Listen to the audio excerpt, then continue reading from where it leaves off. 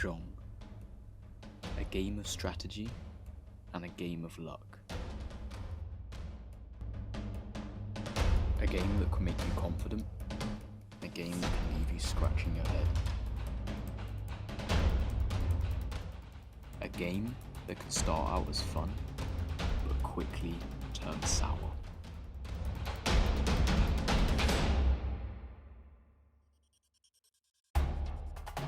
A game where you can find yourself amongst the crowd, but at the same time lose yourself amongst the people.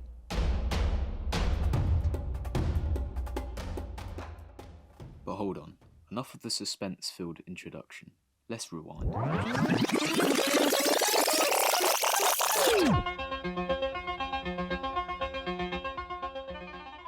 Mahjong was not always viewed as a boring game for old Chinese people. Mahjong originated in southern China in the mid-1800s towards the end of the Qing dynasty. It was introduced as a means of gambling, and the word Mahjong means sparrow in southern dialects, which refers to the clicking sounds of the tiles as they're shuffled. Mahjong was originally played with cards, and it was believed to be the card game Mahjong that Mahjong originated from. Mahjong quickly became popular in China because of how their culture reflected in the game. So my earliest memory of Mahjong is like in a video. Yeah. Like it was like a video of my pawpaw playing for her birthday with like my aunties and uncles, and my brother was like the oldest brother. He's like 13. He's trying to figure out how he clearly can't he can't figure it out at all. I mean, when I was a kid, you celebrate Mahjong during the New Year festival. I know they play all night, all morning. But people are seen as gambling, but it's not. It's something that unites the whole family. I mean, it was viewed as different to gambling because of the element of luck that they believed was required to win. So I think it's like there's like the perfect mix of like luck and strategy in the game. Like no two games will ever be the exact same, and you always keep learning from other people, and you can't predict what they're going to do. Being lucky in the Chinese culture meant you were blessed, and the winner would always win by luck. This meant whoever won had been blessed that game. The way the Chinese people saw it different to gambling and more about luck. The accessibility of the game was what appealed to many common people because of the fact it closely resembled tea house culture, where people would sit around and socialise as well as play. People saw it as a game they could play and gamble with others, while also feeling like they were playing a game that was unique and explicitly Chinese. Specific things like tiles being shuffled was referred to washing, and this process takes longer than shuffling, let's say, a deck of poker cards. This was on purpose, as it encouraged conversation in the interval between games, and would increase bonds between the community. A complete set of Mahjong tiles consists of 144. They're separated into suits and consist of 36 in the bamboo suit, 36 in the circle, 36 in the character, 16 wind tiles, 12 dragon, and 8 bonus tiles, including 4 flowers and 4 seasons. Traditionally, when sets were more rare, tiles would be made of bamboo, ivory, or bone to show its class and make the set more valuable. The tiles would be hand-painted and carefully designed. Chinese icons and history are visible in the different suits of tiles.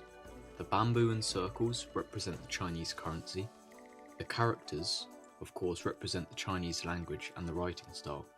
Dragons represent the ancient tradition of archery, and the 4 flowers represent Confucius's 4 flowers, which include chrysanthemum and orchids.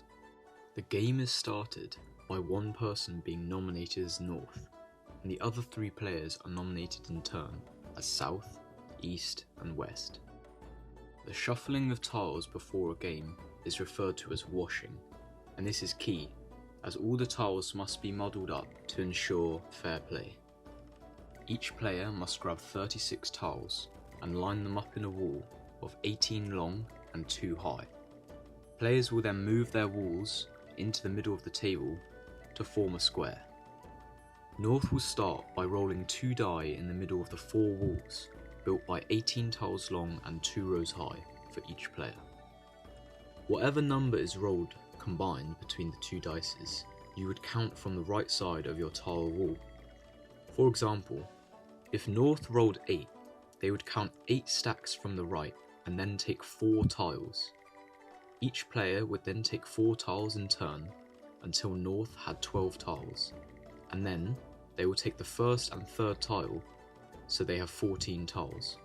All other players would then take 1 tile, so they have 13. But that's enough of the rules. Let's get into the interesting stuff. I wanted to see firsthand how Chinese communities in London were forming, and how Mahjong specifically was being used as a tool to unite the people. I travelled to Hackney to visit Hackney Community Centre, which was hosting the 4 Winds Mahjong Club. 4 Winds Mahjong was founded by 4 people, with the aim of creating a Chinese community for those people out there that needed one, and to spread the game of Mahjong. The club was set up in 2021 and has already grown to the point where more space may be needed to keep up with the growing number of players. They help other charities with donations, and I was lucky enough to witness firsthand the magic of the community and what something simple like this can do for people. One of the volunteers, who also works at the location in Camden, was willing to share her experiences with me and tell me more about what makes this community so special. I'm Anna, and I'm the Camden Chinese 4 Winds Mahjong coordinator. So 4 Winds Mahjong Club started at Hackney Chinese, and that was set up by, so Vicky was an outreach coordinator, and she was sort of trying to get more young people involved in the centre. So I kind of put the Camden Chinese equivalent of an office manager in touch with Feng from 4 Winds, and then we sort of said, okay, yeah, let's do I think we had 4 dates lined up, Saturday afternoon, same time as this, and we were like, okay, let's see how they go. And so they sort of set that up, and they had a trial session of 4 sessions, so a month, and they were all packed. There was 30 people at every single one, and they were more in a lecture style.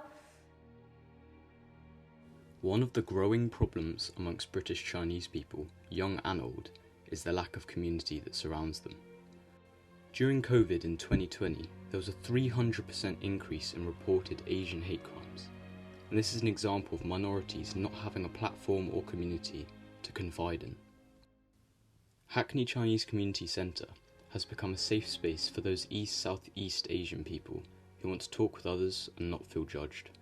This sense of belonging and being in a community of others with the same experiences as you is very valuable.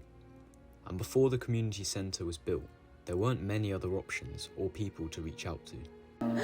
If it did exist before, I didn't know about it. Yeah. I grew up in Croydon. Oh, okay. So well, I think in London in general, regardless of whether or not you're Chinese or whatever your backgrounds are or the things that you identify with, it's so hard to build community in London. And I think the only Chinese community people grew up with that I'm aware of was having to go to Chinese school. It is really nice to be in a space where you don't have to explain, and you could just, because I think often, particularly if we're talking about from an activist perspective, you don't have to explain your experiences of racism. You don't have to you don't have to explain that to anyone, because they already know, because they've also had that experience.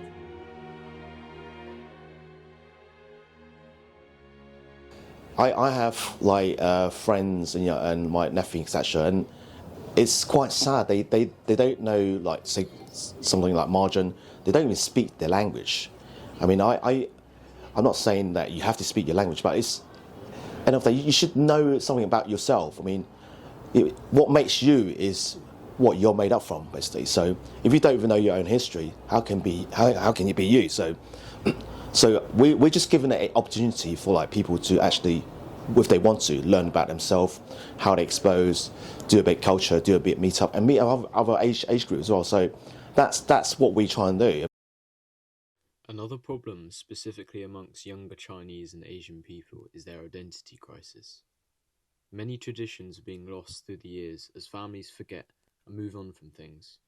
But one man who is very passionate about re-educating younger people about their culture and history is Gordon.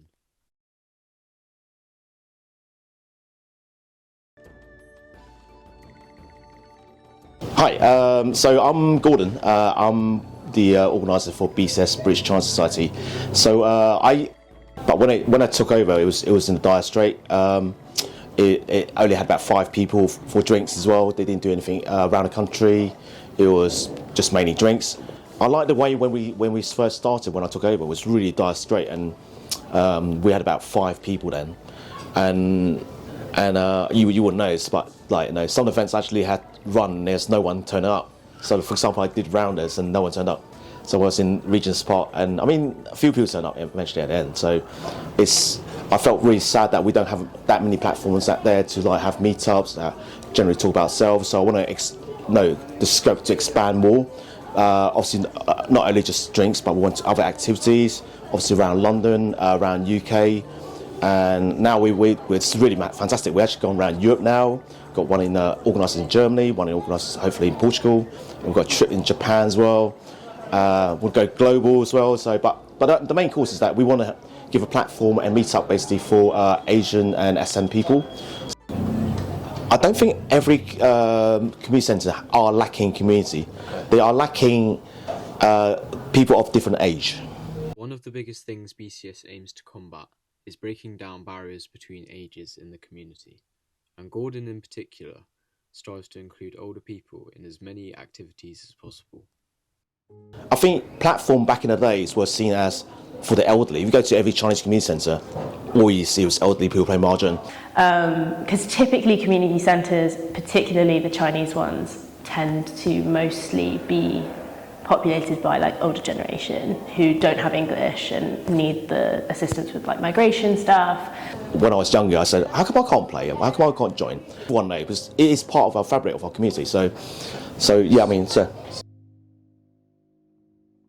I find it. I mean, I was in a bar once, and they said, so there was a bunch of 20-year-olds, and then they said, I don't want to hang out with old fogies because I don't look cool. It's no, that's wrong.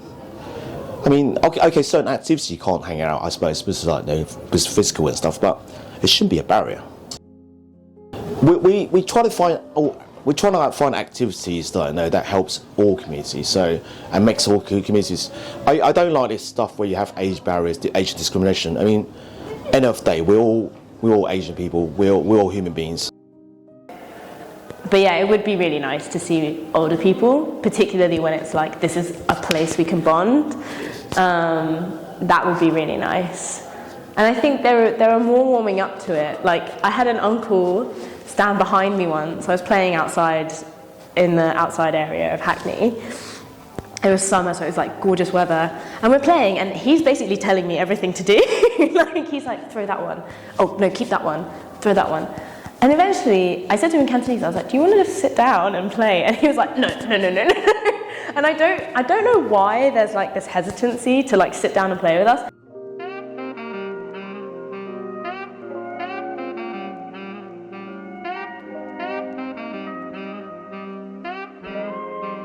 And I never played video games, but I'm assuming that the connections you would make are going to be slightly different. And a lot of the time after the sessions here, if there's a group of people who are free and not doing anything, you'll go for dinner, you'll go to the pub, and you wind up building those connections, whereas on a video game, it's when it's over, you're offline.